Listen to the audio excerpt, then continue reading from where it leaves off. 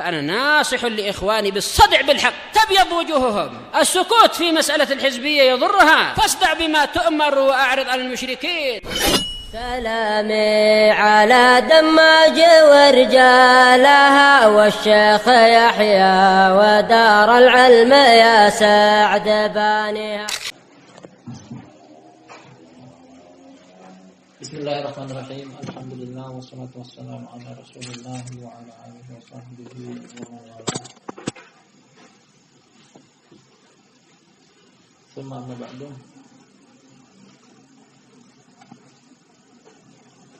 Pembahasan yang ke-9 merupakan kajian dari kitab Hajrul Mubtadi' milik Syekh Bakar Abdul Zaid rahimahullah ta'ala. Pembahasan yang mengkaji tentang uqubatu man wala al-mubtadi'. Hukuman, ganjaran bagi siapa yang cinta kepada ahlul bid'ah, loyalitas kepada ahlul bid'ah.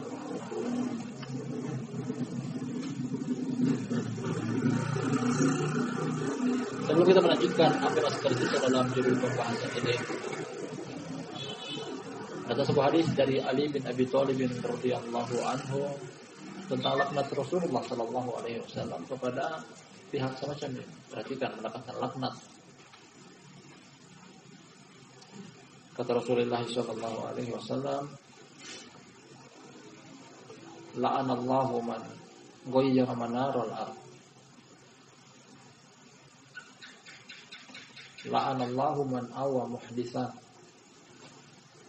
Hadis dalam riwayat Muslim. Yang kita inginkan adalah perkataan Rasulullah SAW, semoga Allah melaknat orang yang melindungi pelaku kebid'ahan. Dan isi kajian pembahasan yang ke-9 seputar akan hadis tersebut. Masih memiliki kedekatan, masih memiliki keterkaitan. Bahkan perwakilan dari Syekhul Islam akan datang juga nantinya keterangan dari penulis. Bahasanya ahlul bid'ah apabila dibela, dipuji, dimuliakan tulisan-tulisan mereka, dibantu dan ditolong, bahkan pihak yang mencela mereka balik dicela. Nah, kesemuanya ini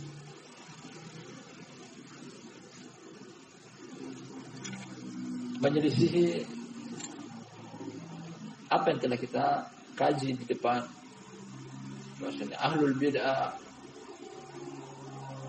porsi mereka adalah diboikot, dihinakan. Datang juga hadis dari Abdullah bin Umar radhiyallahu anhuma, riwayat Imam Tirmidzi dan Abu Dawud. Hadis yang panjang, di antaranya perkataan Rasulullah sallallahu alaihi wasallam, waju'ilatil dhillatu was-sighar ala man khalafa amri. Dijadikan kerendahan serta kehinaan bagi siapa yang menyelisihi perkaraku. Kata Rasulullah SAW, yang menyelisih perkara beliau hendaknya dicela, hendaknya dihina, bukan malah dipuji dan dibela, bukan malah dibantu dan ditolong.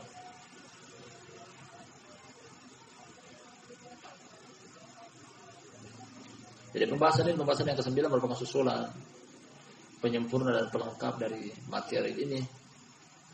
Ini merupakan pihak yang kedua, hendaknya juga diberikan sikap keras. Yang mana pihak pertama adalah ahlul bid'ah itu sendiri diboikot dengan materi-materi boikot yang telah kita pelajari di depan.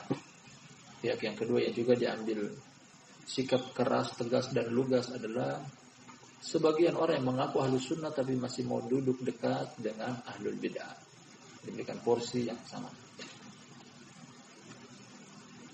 Kita baca perkataan sang penulis Syekh Bakar bin Abdullah Abu Zaid rahmatullahi alaih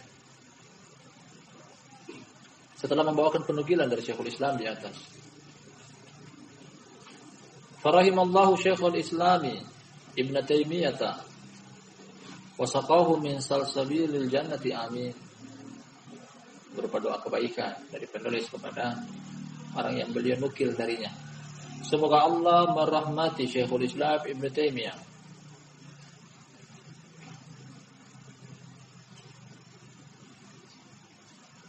dan memberikan dia minum dari mata air surga. Ainan fiha tusamma salsabila. Di surga ada mata air namanya salsabil. Dan Syekh Bakar Abu Zaid mendoakan kebaikan kepada Syekhul Islam Ibnu Taimiyah, mudah-mudahan Allah memberikan Syekhul Islam Ibnu Taimiyah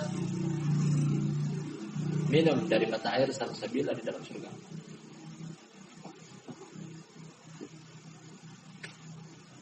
Amin, kata beliau sebagai penutup doa. Seperti itulah hendaknya kita membalas budi seseorang yang kita ambil ilmunya.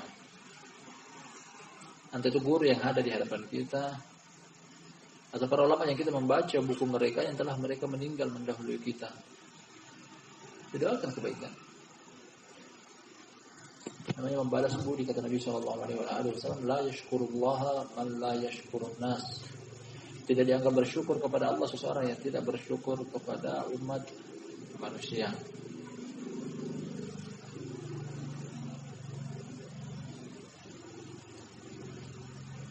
Bahkan kata Nabi SAW, man ahsana ilaikum fakafi'u. Siapa yang menyampaikan kepada kalian kebaikan, memberikan kepada kalian kemanfaatan, fakafi'u, balas dengan kebaikan yang sama.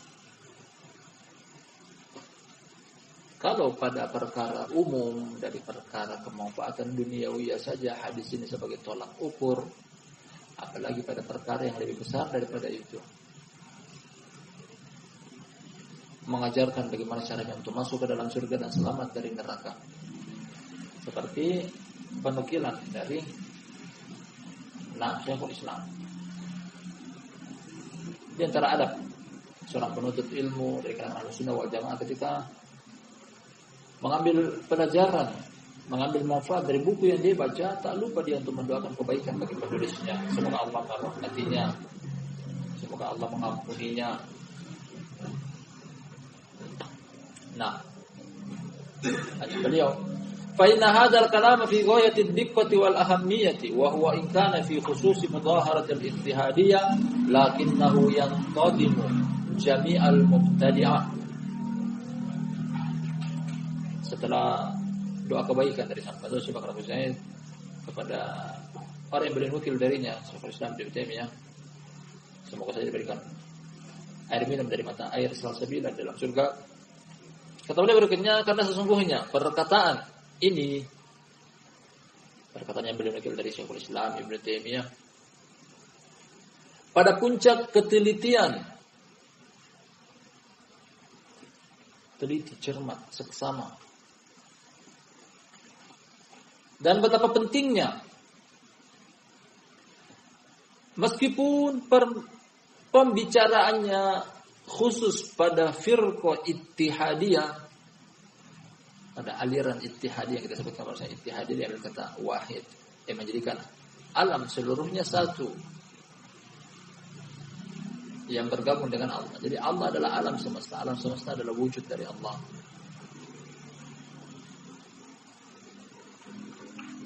Atau terkadang aliran ini juga dijuluki dengan wahdatul wujud, keberadaan alam semesta seluruhnya satu, bergabung dan bersatu dengan Allah. Yang Syekhul Islam pada sebagian tempat dalam Majmu' Fatawa mengatakan bahwasanya kelompok ini lebih kafir daripada Yahudi dan Nasrani. Lebih kafir. Nasrani mengatakan Allah hanya bersatu dengan Nabi Isa saja, tidak bersatu dengan yang lainnya. Tapi kelompok ini mengatakan seluruh makhluk adalah Allah. Bahkan mendengar gonggongan anjing, mengatakan subhanak ya Rabb. Maha suci engkau wahai Rabb. Mendengar ayam berkotek, subhanak ya Rabb. Dia bilang ayam adalah Allah, anjing adalah Allah. Ta'alallahu amma yaquluna uluwan kabira. Maha tinggi Allah, maha suci Allah dari apa yang mereka katakan. Nah, ittihadiyah. Karena betul di atas bahwasanya Syekhul Islam meskipun perkataannya tertuju hanya kepada satu firqah ini saja wahdatul wujud, lakinnahu yantadimu jami'al mubtadi'ah. Akan tetapi terkandung di dalamnya makna seluruh ahlul bid'ah. Nah, seluruh ahlul bid'ah. Lebih khususnya mukaffirah, lebih umumnya mufassiqah. Seluruh.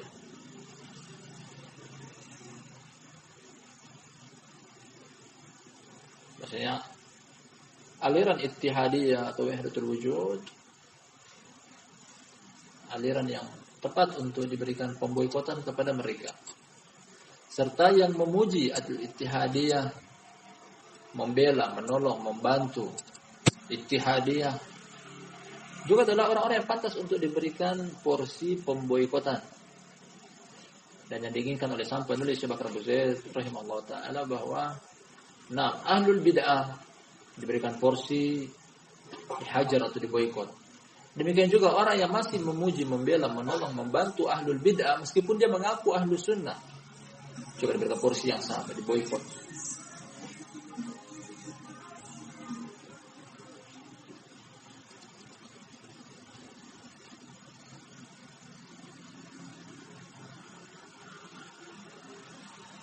Allah Subhanahu wa taala mencela orang-orang munafik dalam Al-Qur'an dengan sejelek-jelek dan seburuk-buruk celaan.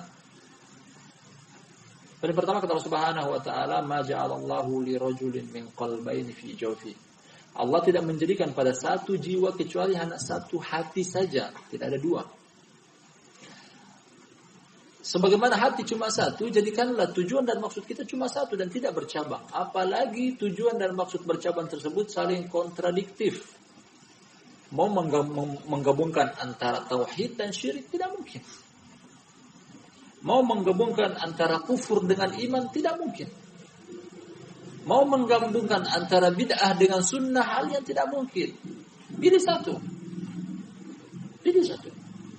Wa qulil haqqu min rabbikum faman syaa'a falyu'min wa man syaa'a falyakfur. Katakanlah al-haq dari Rabb engkau wahai Muhammad sallallahu alaihi wasallam.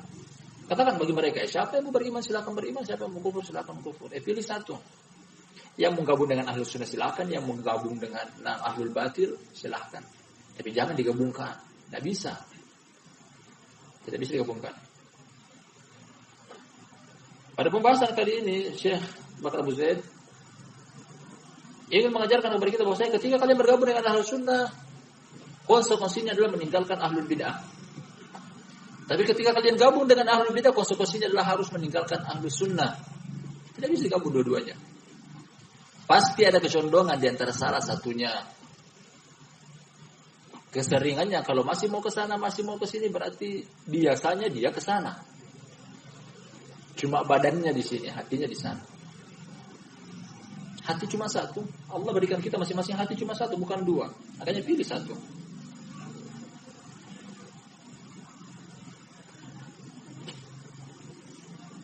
Sepuluh ayat pertama dari surat Al-Baqarah.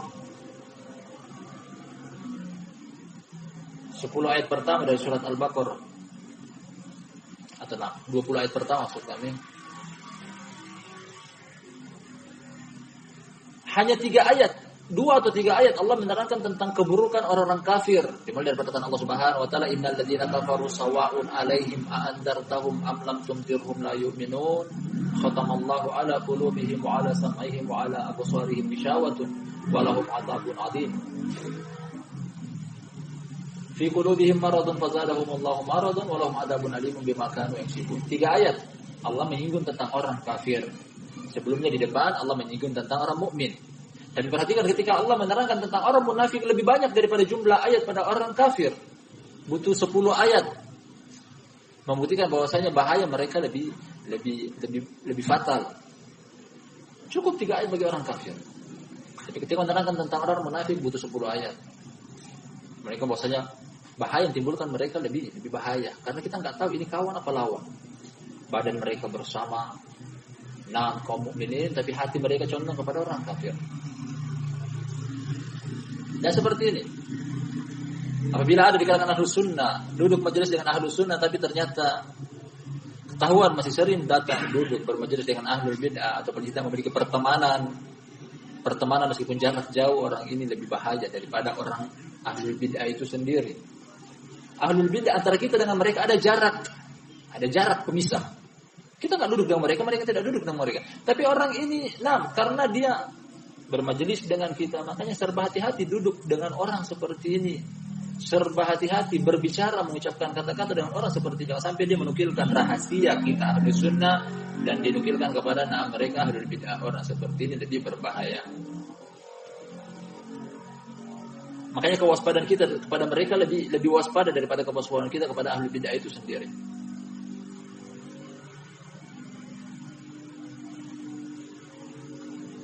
Nah, kita lanjutkan perkataan Syekhul Islam. Dia masukkan perkataan Syekh Bakar Abu Zaid menanggapi dan mengomentari perkataan Syekhul Islam yang beliau nukil kepada kita dalam 6 alinea di atas.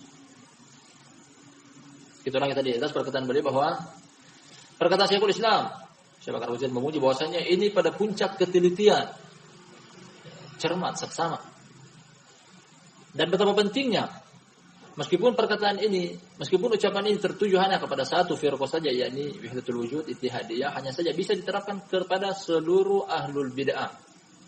Fa kullu man dhahara mubtadi'an fa 'azzamahu wa 'azzama kutubah wa nasharaha bainal muslimin wa nafakha bihi wa biha wa asya'a ma fiha min bid'in wa dhalalin wa lam yakshifhu fima ladayhi min zaygin wa ikhtilalin fil i'tiqad. Inna man fa'ala dzalika fa huwa mufarritun fi amrihi wajibun qad asyarrihi li'alla yata'adda ilal muslimin. Kata beliau berikutnya, setiap orang yang memberikan pertolongan kepada ahlul bid'ah, memberikan pembelaan, memberikan pujian, memberikan pertolongan kepada ahlul bid'ah, memuliakannya dan memuliakan buku-bukunya,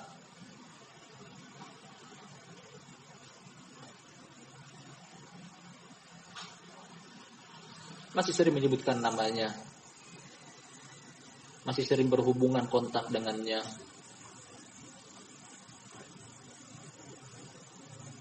masih ada buku-buku ahlul bid'ah di lemari penyimpanan kitab-kitabnya. Sama halnya. Wa nasyaraha bainal muslimin, kemudian dia pun menyebarkan buku-buku ahlul bid'ah di kalangan kaum muslimin, memuji dan membela, membaca, menyebarkan apa yang terdapat di dalamnya dari kebid'ahan dan kesesatan, dan tidak menerangkan tentang keburukan dan penyimpangan dari sisi akidah dalam buku tersebut. Seandainya membaca kemudian menerangkan bahwasanya buku ini sesat, waspada dan hati-hati dari sisi ini, judul bab ini, halaman ini. Nah, inilah bahasa, artinya dia membaca namun dia memberikan wanti-wanti.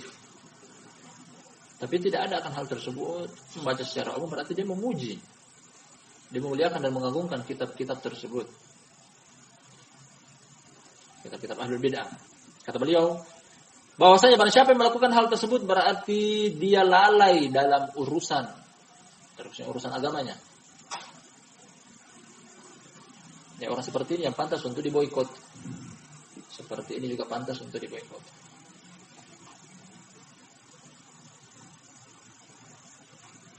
Serta wajib untuk memutuskan kejelekan dalam tersebut. Memutuskan. Tentukan sikap. Kalau engkau adalah sahabat kita, putuskan hubungan dengan ahlul bid'ah, jarak jauh dan jarak dekat. Kalau engkau bagian dari mereka, berarti berlepas diri dari kita.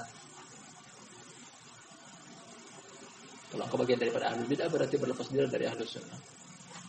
Ya, orang seperti ini kata penulis wajib untuk memutuskan hubungan.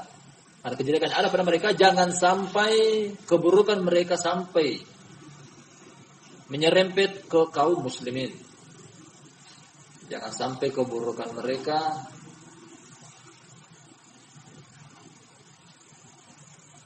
ikut menular ke kaum muslimin.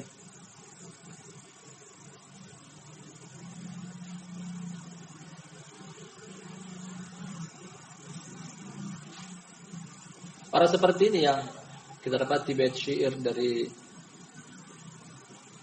Imam Ibnul Jauzi, dia mengatakan bahwa ihdar aduwaka marrah wahdar sadiqaka alfa marrah fala rubbama qalaba as-sadiqu fahuwa a'lamu bil madarrah. Waspada akan musuh engkau sekali saja, namun waspada akan teman dekat 1000 kali. Seperti ini ternyata musuh dalam selimut. Kawan ternyata lawan. Kenapa waspada terhadap musuh sekali saja dan waspada kepada musuh kawan seperti ini 1000 kali? Fala rubbama qalaba as-sadiqu, bisa jadi tadinya teman, karena dari awalnya memang dia pertemanan hanya pura-pura saja.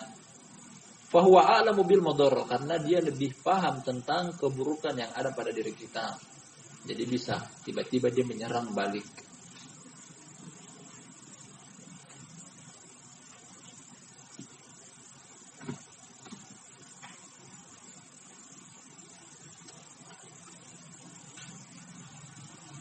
Orang semacam ini sering kita dapati di majelis Syekh Yahya Allah Ta'ala, bila sering mendoakan bahwasanya semoga saja Allah Subhanahu wa Ta'ala tidak memperbanyak orang-orang semacam ini.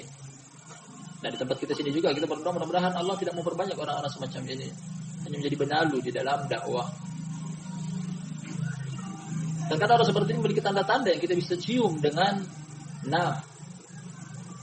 yang kita bisa lihat dengan mata hati kita. Kalau dengan mata kepala belum tentu. Orang seperti ini malas membantu dakwah. Nah, kalau karena dia jujur, cinta kepada Ahlus Sunnah, dia akan membela dakwah mati-matian.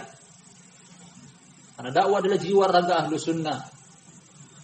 Ketika dia malas bantu dakwah, bisa kita nilai bahwasanya orang ini tidak cinta dakwah. Jangan sampai dia bagian daripada Ahlus Sunnah pura-pura.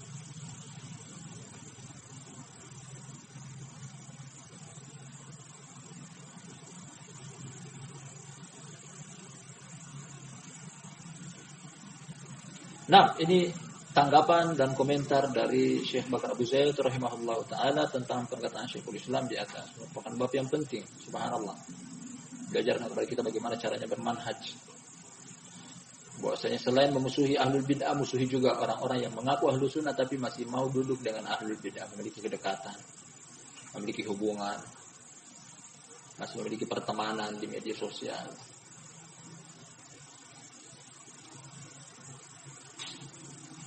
Maka masih sering duduk, diundang makan. Nah, orang seperti ini bahaya. Kita baca terakhir kata penulis dalam judul bab ini.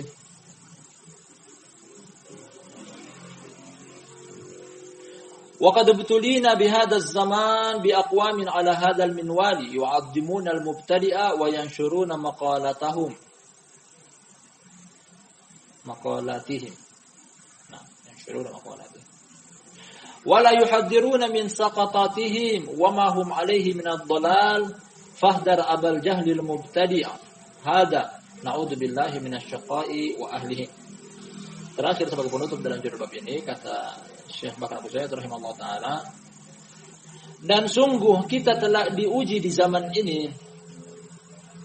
Beliau sezaman tahun era 80-an dan 90-an. Artinya kurang lebih 20 tahun atau 30 tahun yang silam. Beliau merasakan akan hal ini. Beliau mengatakan bahwasanya kami telah diuji pada era kita kali ini, 30 tahun yang lalu. Dengan sekelompok kaum yang mereka berada dalam sifat-sifat seperti ini. Masih mau gabung ke sana, mau gabung kemari. Tidak jelas manhajnya. Terkadang datang ke majelisnya ahlul bid'ah, terkadang duduk bersama ahlus sunnah, kemudian melakukan hal tersebut tanpa ada mensucikan diri bahwasanya aku telah berlepas diri dari mereka.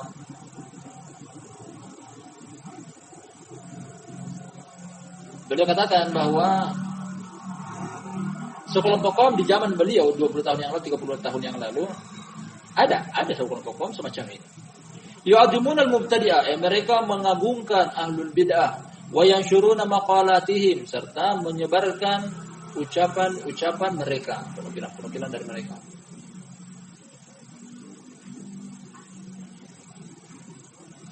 Wa yuhadziruna min saqatatihim, serta mereka tidak memberikan peringatan akan ketergelinciran dari ahlul bid'ah.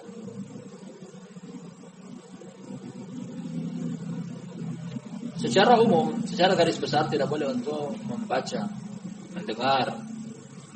Nah, tidak boleh membaca buku mereka, tidak boleh mendengar rekaman-rekaman mereka.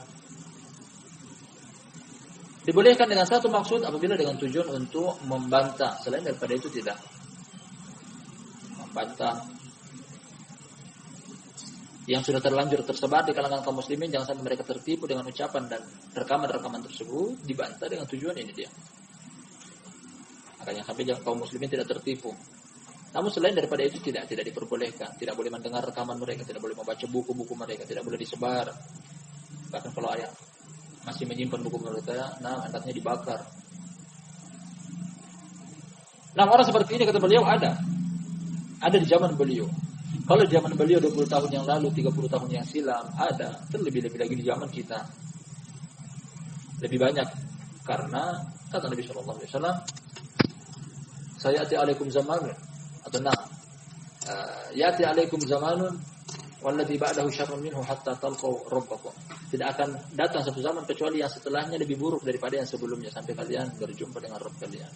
Dari hadis ini memberikan pelajaran kepada kita bahwa semakin dekat dengan akhir zaman akan semakin buruk keadaan, semakin buruk zaman. Kalau di zaman beliau saja ada orang-orang semacam ini, terlebih-lebih lagi di zaman kita. Lebih banyak yang masih mengagungkan ahlul bid'ah, menyebarkan ucapan-ucapan mereka, tidak memberikan peringatan akan ketergelinciran mereka, wa mahum alaihi minadh-dhalal, serta tidak memberikan peringatan tentang apa yang mereka ada dari kesesatan. Kemudian beliau berikan wanti-wanti bahwa fahdar abal jahlil mubtadi'ah hadza, waspadalah Abu Jahal. Abu Jahal artinya sang bodoh, sang jahil, yakni al-mubtadi'ah. Pada buku-buku beliau yang lainnya termasuk kita dapati dari buku Hilas Thalibil Ilmi, beliau pun mengungkapkan dengan satu ungkapan seperti ini. Ahlul bid'ah beliau juluki dengan Abu Jahal. Ahlul bid'ah beliau juluki dengan Abu Jahal, si bodoh. Waspadalah dengan si bodoh ahlul bid'ah semacam ini. Yang beliau inginkan adalah pada judul bab di atas. Ini bukan ahlul bid'ahnya, tapi yang masih mau dekat bergaul dengan ahlul bid'ah. Beliau katakan ini adalah Abu Jahal. Abu Jahal. Na'udzubillahi minasyaqa wa ahlihi. Kita berlindung kepada Allah dari kecelakaan dan pelakunya. Berlindung dari celaka dan orang-orang yang celaka. Amin. Beliau doakan dalam akhir judul bab ini. Kesimpulan dalam bab ini sebelum kita baca bab yang terakhir.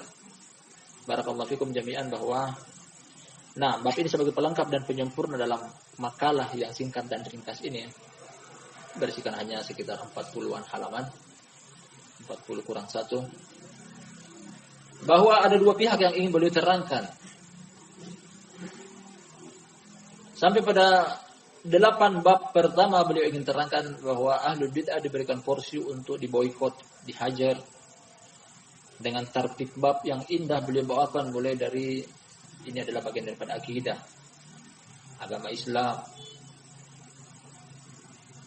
Di bawah bab wala dan bara tidak akan sempurna akidah seseorang kecuali menerapkan satu pembahasan ini, yaitu pemboikotan kepada ahlul bid'ah.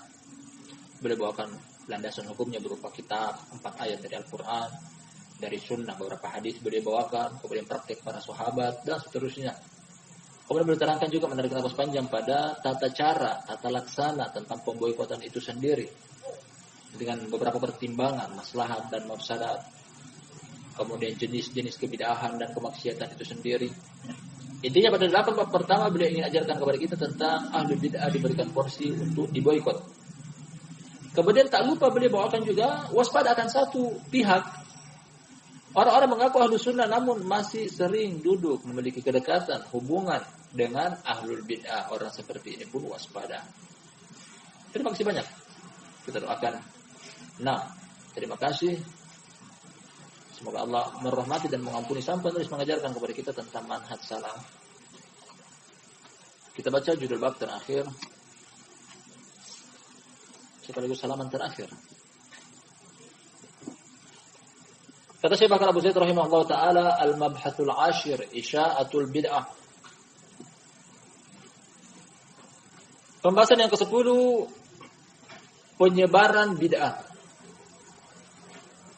Penyebaran bid'ah. Apa yang boleh maksud dengan judul bab ini? Kita akan baca di bawah. Artinya ini adalah peringatan dari kaum muslimin. Nah, bagi kaum muslimin secara umum serta ahlu sunnah secara khusus, jangan membantu tersebarnya kebid'ahan. Karena terkadang sebagian orang mungkin mengaku ahlu sunnah, tapi terkadang dia menyebarkan bid'ah dengan tidak sadar, dengan tidak mengetahuinya, dan ini terkadang terjadi. Makanya bab ini boleh susulkan. Yang sampai ada di kalangan ahlu sunnah, namun ternyata mengaku ahlu sunnah dengan tidak memiliki pondasi ilmu tentang cermat dan telitinya kebid'ahan, akhirnya dia pun menyebarkan kebid'ahan. Hanya satu alinea sebelum kita baca. Landasan hukum dalam bab ini adalah perkataan Hudzaifah bin Yaman radhiyallahu anhu riwayat Imam Bukhari. Dia pernah mengatakan bahwa kana nasu yas'aluna Rasulullah sallallahu alaihi wa alihi wasallam 'anil khair wa kuntu as'aluhu 'anil syarr makhafata ayyudrikani. Kata Hudzaifah bin Yaman, semoga Allah meridhoinya, dahulunya orang-orang, yang dia maksud adalah para sahabat-sahabatnya Nabi sallallahu alaihi wasallam, sahabat-sahabat Hudzaifah juga. Dahulunya orang-orang bertanya kepada Rasulullah sallallahu alaihi wasallam tentang kebaikan. Adapun aku bertanya kepada Rasulullah sallallahu alaihi wasallam tentang keburukan. Hudzaifah bin Yaman dengan jujur dan polos mengatakan, aku tanya keburukan. Orang lain bertanya kebaikan, aku tanya keburukan. Bukan untuk mengamalkannya, namun kata dia adalah makhafata ayyudrikani. Aku khawatir untuk terjerumus ke dalamnya. Dan bab ini sang penulis membangun di atas hadis tersebut. Karena bisa jadi orang hanya mengetahui tauhid tapi tidak mengetahui tentang perincian kesyirikan, ternyata dia terjerumus ke dalam kesyirikan. Jadi kita katakan bahwasanya sebagian mereka mengatakan kami mengkaji kitab tauhid dari kalangan hizbiyun. Berulang-ulang kali bahkan mengkaji kitab tauhid. Tapi ternyata karena mereka menggunakan yayasan, mereka enggak sadar bahwa mereka terjerumus ke dalam kesyirikan. Meminta perlindungan akan dakwah dari sesuatu yang tidak bisa mendatangkan manfaat, tidak bisa menolak mudarat, yang yayasan. Maka Allah Subhanahu wa taala katakan bahwasanya inna nahnu nazzalna dzikra wa inna lahu lahafidun.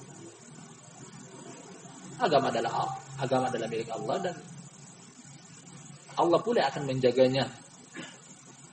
Kalau minta pada manusia masih mending. Minta tolong kepada manusia ini ada dalilnya. Ya ayyuhalladzina amanu kunu ansarallah. Wahai segenap orang beriman, jadilah pembela-pembela Allah. Juga kata Nabi sallallahu alaihi wasallam, ya ayuhan nas may ya'wini fa uballighu risalata rabbi wa lahu jannah. Wahai segenap umat manusia, siapakah yang mau menolong aku? Nah, sebagai riwayat, fa inna quraisyan mana'atni an uballighu risalata rabbi. Karena sesungguhnya kaum Quraisy menghalangi aku untuk menyebarkan risalah dari Rabbku. Siapa yang mau melindungi aku, siapa yang mau membantu aku dalam menyebarkan agama. Boleh minta kepada manusia, bukan kepada yayasan. Yayasan bisa apa? Benda mati. Nanti ya. Mereka meminta bantuan kepada sesuatu yang tidak bisa mendatangkan manfaat, tidak bisa menolak mudarat. Akhirnya mereka terjerumus ke dalam kesyirikan. Kemudian contoh konkret yang lainnya, bahwasanya sebagian orang mengaku mengetahui tentang sunnah tapi tidak mengetahui tentang perincian kebid'ahan, akhirnya dia pun terjerumus ke dalam kebid'ahan. Dan inilah yang beliau inginkan, waspada. Bab ini tentang kewaspadaan, jangan sampai ada kalangan ahlu sunnah yang menyebarkan kebid'ahan dari sisi yang mungkin dia tidak sadar dan tidak ketahui. Kata beliau dalam judul bab ini, wa nasihati likulli muslimin salima min fitnati syubhati fil i'tiqad annal bid'ata idza kanat maqmu'atan khafitatan wal mubtadi'u idza kana munqami'an maqsuran nafsi bi kabti bid'atihi fala yuharrak an-nufus bi tahrikil mubtadi' wa bid'atihi. kita artikan dulu yang ini. Nasihatku kepada seluruh muslim yang selamat dari fitnah syubhat dalam akidah.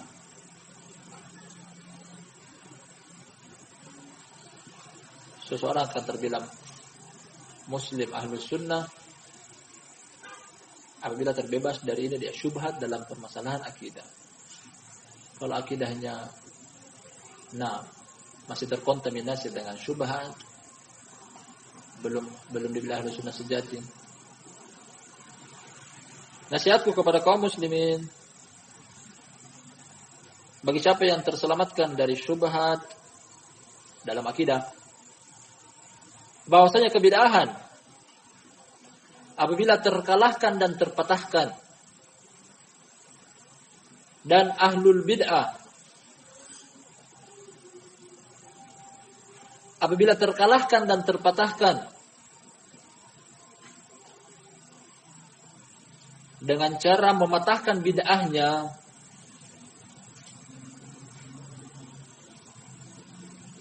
niscaya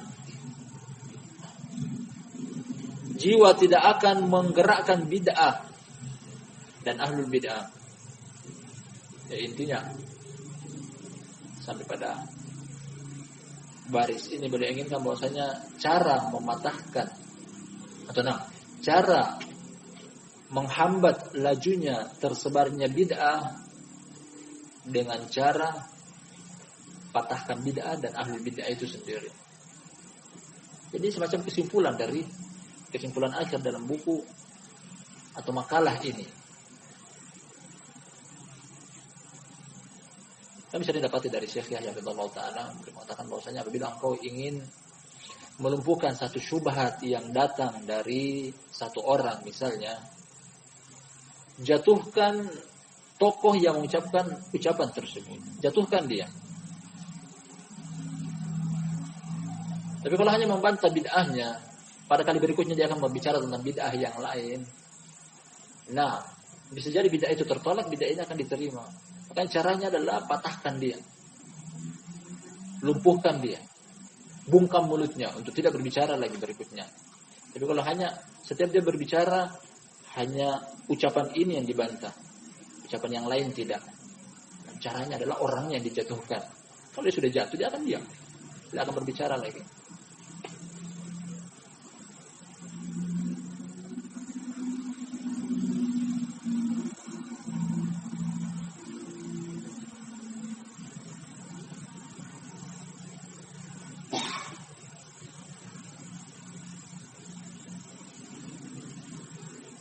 Terkadang ini dipakai oleh uslub Al-Quran.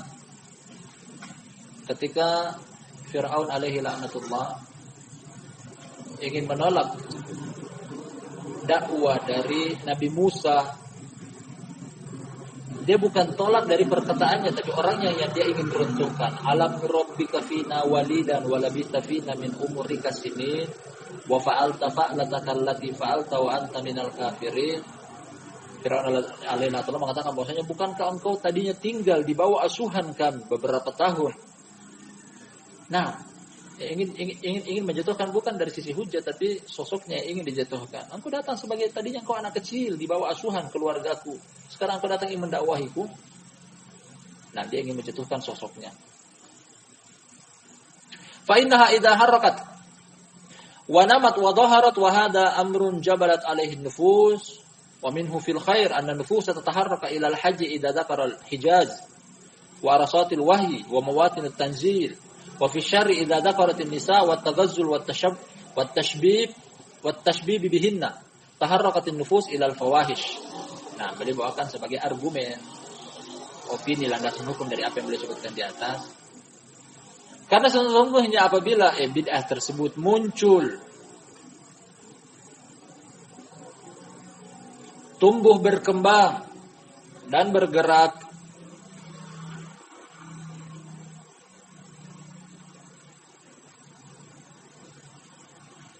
ini merupakan faktor awal tersebarnya bid'ah tersebut. Karena jiwa dikodratkan untuk hal tersebut. jiwa dikodratkan untuk keburukan. Innan nafsa la'ammaratun bisu, kecuali dengan rahmat. Nah, sesungguhnya jiwa itu dikodratkan untuk selalu memerintahkan kepada keburukan.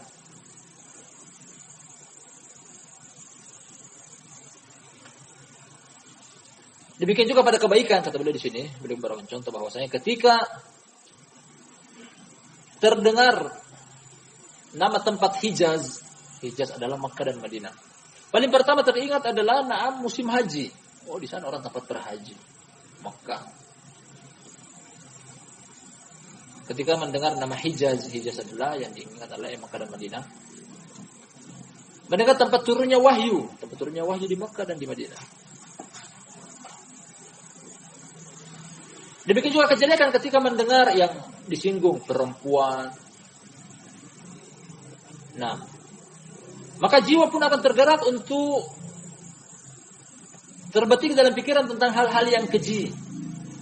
Perempuan, lemah lembutnya mereka, fitnahnya mereka, bersoleknya mereka, dan seterusnya. Yang paling pertama terdengar, yang paling pertama terbetik dalam lisan, di dalam benak adalah kekejian. Demikian juga yang beliau inginkan adalah, ketika terdengar pertama kali yang namanya bid'ah, hendaknya langsung ditutup, langsung dibasmi. Intinya ini mimbab al-himyatu afdal minal mencegah lebih bagus daripada mengobati. Ya, sebelum terjangkit penyakit, makanya cari pencegahan. Sebelum tersebarnya fitnah, berikan kewaspadaan. Wa hadzal kitman wal i'rad min babil mujahadati wal jihadi. Fakama yakunu al-haqqu fil kalami fa innahu yakunu fi sukuti wal i'radi wallahu a'lam. Beliau katakan bahwasanya menutupi pembahasan ini, berpaling dari bab ini, untuk tidak mengkajinya. Nanti ketika menerangkan ini termasuk jihad, buku yang kita kaji, terkhususnya pada materi tentang memboikot ahlul bidah, ini termasuk jihad, termasuk menerangkan kepada umat membab nasihat dan ingkarul munkar. Dan beliau katakan bahwasanya seandainya diam akan perkara seperti ini, tidak diterangkan kepada umat, maka ini termasuk berpaling dari agama Allah Subhanahu wa taala. Kata beliau terakhir, wallahu a'lam. Jadi pembahasan ini beliau tutup bahwasanya adalah pembahasan yang penting dan tidak pantas untuk didiamkan. Hendaknya diterangkan kepada umat bahwa barakallahu fikum jami'an, di antara cara untuk